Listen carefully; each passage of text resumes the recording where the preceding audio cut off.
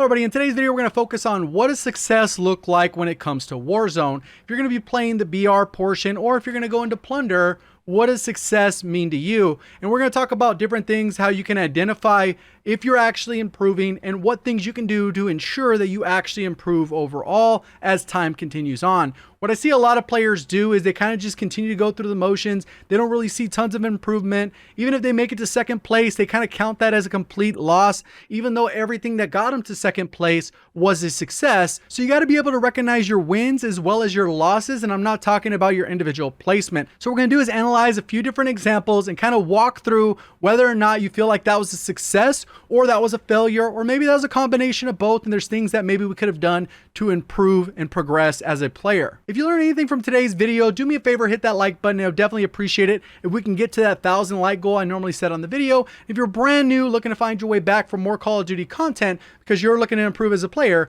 make sure you are subscribed with notifications on so you'll be able to find my channel as easy as possible. So we're gonna look at a couple examples from this individual clip. You can see I'm coming back from the Gulag. My teammate just cleared this back area, so what I'm doing is kind of just going back and landing on my loot because I was able to get a free buyback. Basically, when you win the Gulag, obviously you're able to come back into it. What unfortunately happens is somebody was just ended up being in this building that was back in the zone. So this guy ended up shooting. He doesn't know where I went. He probably doesn't have a heartbeat sensor, or at least I'm hoping he doesn't. And what I do is I wait passively, and as soon as he comes out, I go ahead and hit him and then go ahead and melee him so I can get this win. I individually react, take him out, get a team wipe, and then I'm able to go ahead and get my loot. So when it comes to this particular example, I played it successfully. Maybe there's things I could have done differently. I didn't know exactly where the guy was. I kind of had a feeling he was in the building. I could have probably landed on my gun, jumped over the wall that's right there, or maybe gone into another building and maybe approached it a little bit differently. Maybe I did it perfectly. Maybe that's how I should have played it. And it just worked out that the guy didn't check his corner. So we can get a learning experience from that guy's example that you should be peeking the corner real quick and see if I was there. He didn't hear me. He unfortunately probably didn't have a heartbeat sensor, or else he would have been able to detect me since I had just came back from the Gulag. So here's another example where me and my teammate are running in here and we're trying to get through the airport. We're doing a little bit of late rotation because obviously I came back from the Gulag. He has a couple of little blips on his little personal radar. I have a couple as well as a little heartbeat sensor, but there ends up being a guy in this corner. Unfortunately, the guy has akimbo snake shots, takes out my teammate pretty much instantly, and then I come in to finish up the kill. And we'll look at how this ends up playing out, and I'll kind of take you through my thought process on maybe what I could have done differently, or maybe what I just needed to continue to do. And we'll go ahead and see how it plays out. So he gets taken out.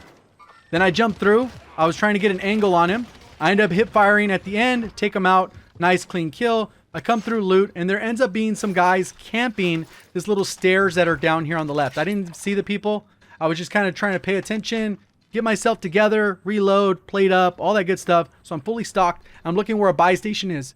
Even though I'm $100 short, what I do is kind of want to figure out how I'm going to rotate out of this place. And ideally, I want to kind of rotate that right side towards the edge of the gas. And there's people just pre-aiming it.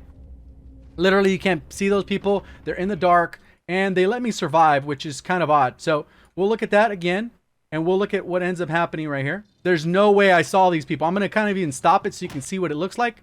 You can't even see them. And based off that fire, maybe they had stopping power. Let me see if they had stopping power.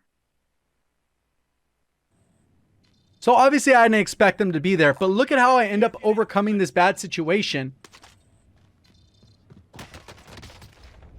Almost instantly destroyed me. I tried to go for it. Hopefully they didn't have an angle. I go ahead and get fully plated, and I'm trying to figure out an exit strategy. I don't go to airport often, so I'm not 100% familiar with where I can and can't go, what you can mantle, what you can't, what doors work, what don't, just because I haven't spent a lot of time there unless I'm rotating there. So maybe that's a learning experience. Maybe I got to focus a little bit, a couple of my days where I do land in a specific area. Maybe I just continue to go to airport so I can kind of figure that part out. I also considered partially going up here and going up that route. And he said that there was two of them. And with the heartbeat sensor, there is two of them. So that's what I ended up doing is I just ended up taking it on, feeling like I could win that engagement if I approached it the right way.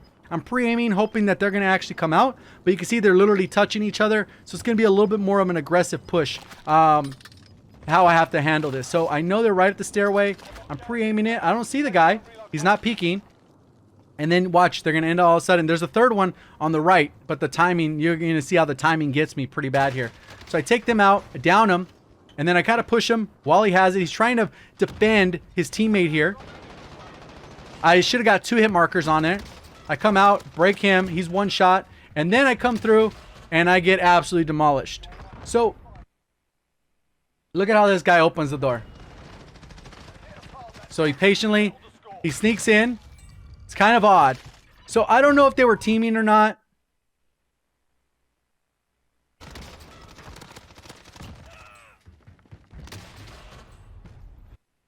So I don't know if they were teaming or not, but it seemed kind of awkward for that guy to use that door when he hears all that gunfire, especially if it's a solo, should have gone somewhere else.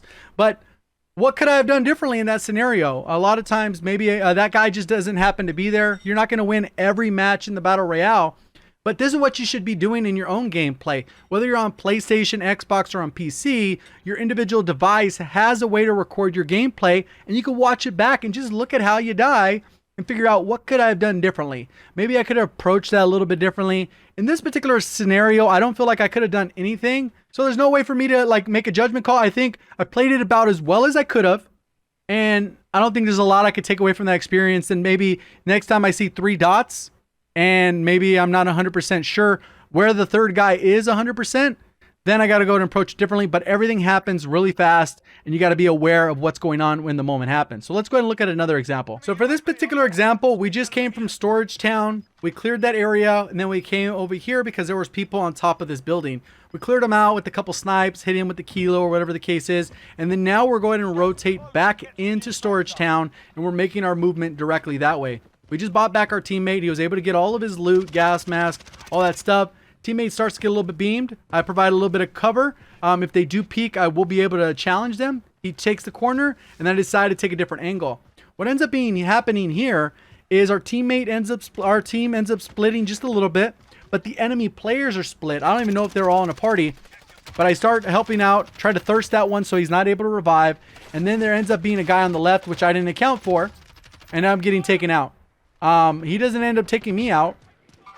But now it's kind of screwed because I decide to try and cover that flank. And then now I got to go ahead and come back around and challenge these guys quickly. Optimum thing is quickly. So I take him out, snap on, take the other one out. They're both down. I know the other one's coming up quick because they're like, hey, I couldn't hear any call outs, but I would assume this guy is asking for it. Do a little bit of damage. And then we're kind of low health and neither of us ego challenge that. I come back, reset the gunfight because I feel like I'm a better player. And then what's going to end up happening is my teammate, I'm not going to be able to revive him. Unfortunately, I wasn't able to close the distance that quick. He able to mark the guy up top, do a little bit of damage. The guy comes through, switch to MP5. I'm able to mantle up and then take him out. So what could I have done differently in this gunfight? There's actually a couple different things I could have done differently. We got to use this as a learning experience because obviously I came out on top. I was able to eliminate that team. I took them all out, used the MP5, destroyed them. Ended up close calls on my end. But what maybe I could have done is maybe not split off. I think by splitting off, we would have had, if we stay together, we end up at the 3v2. So these are different scenarios you can kind of consider. Well, maybe if I don't know where all 3 of the enemy players are. We don't have a UAV up. They're not visible. It might make more sense to kind of hang out with our teammate. If you're chasing kills, sometimes people are going to play a little bit more aggressive and you're going to focus only on the kills and then get a little bit upset when you lose. But that's just part of the process because normally when you're chasing kills, you're not playing the Battle Royale the way it should be played, which is to win. Regardless if you have 0 kills or 50 kills, a win ends up being a win. Obviously, it's probably a little bit more enjoyable to have like a 20 kill win versus a 5 kill win.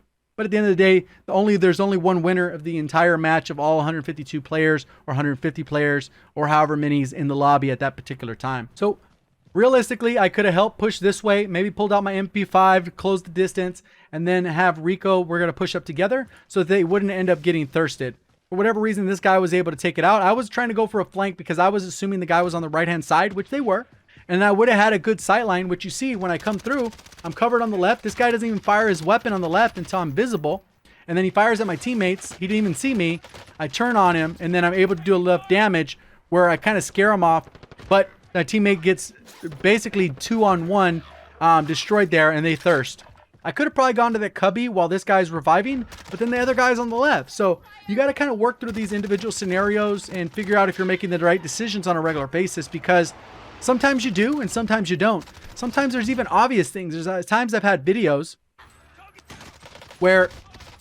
where maybe like I didn't pick up a gas mask, or maybe I didn't pick up plates, or maybe I missed the money when I needed $200, just because a lot of things happen in the moment and maybe you don't necessarily see stuff. Maybe there's something on the compass that's happening. I'm like, man, I don't pay enough attention to the mini map and see the red dot on there so I know which way I got to go.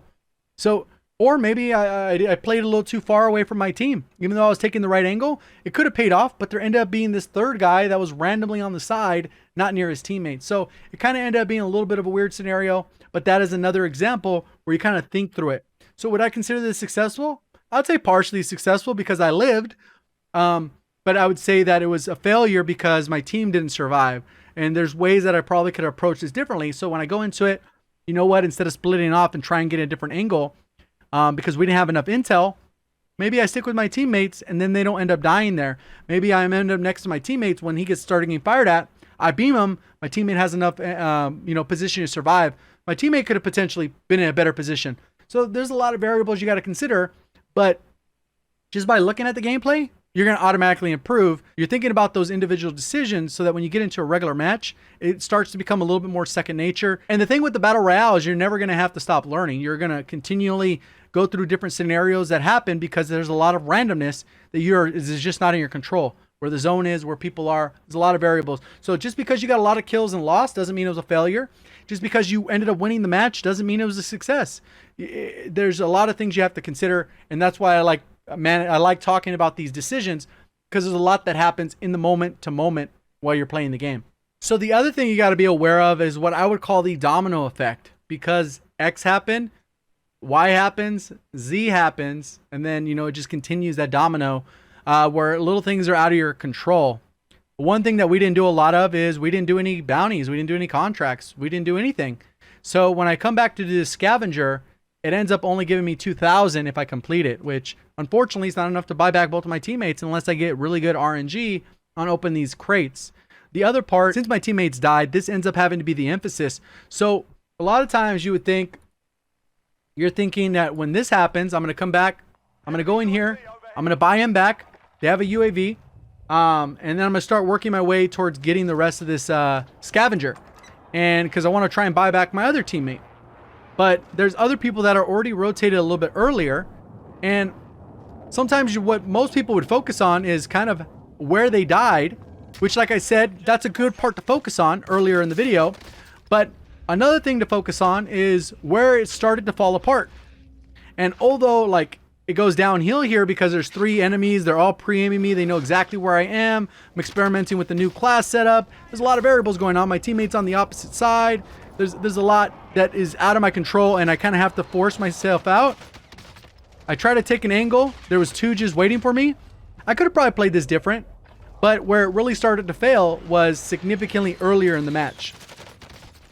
Because we died, and then now I'm kind of forced to play a certain way that not necessarily going to put me in the most successful positioning. So this is what I would encourage you guys to do. I know I have this series where I break down subscriber gameplay. You guys go ahead and click that link in the description where it has the individual Twitter stuff. You go to it and then you basically link your video and I review it in a video. But if you were looking to improve and maybe I haven't gotten to yours yet, this is a perfect opportunity. This is all you got to do. Kind of look at it and see, well, what could I have done differently, and really analyze it. And analyze one match. Every time you have a gaming session, if you play for an hour, analyze one match. If you play for 2 hours, analyze one match. Just try and get enough time in there so you're thinking about it and see if you can actually start improving and making less of those mistakes. So that's really what I want to focus on in today's video, because I think people grade themselves too harshly if they end up doing well. Maybe things just went bad, but analyzing where things went bad. So hopefully you did find that helpful. If you did, please let me know by hitting that like button. If you're brand new, looking to find your way back for more Call of Duty tips, tricks, class setups, all that type of stuff, make sure you are subscribed with notifications on. Appreciate all the support on the channel. Thank you for watching. As always, have a great day.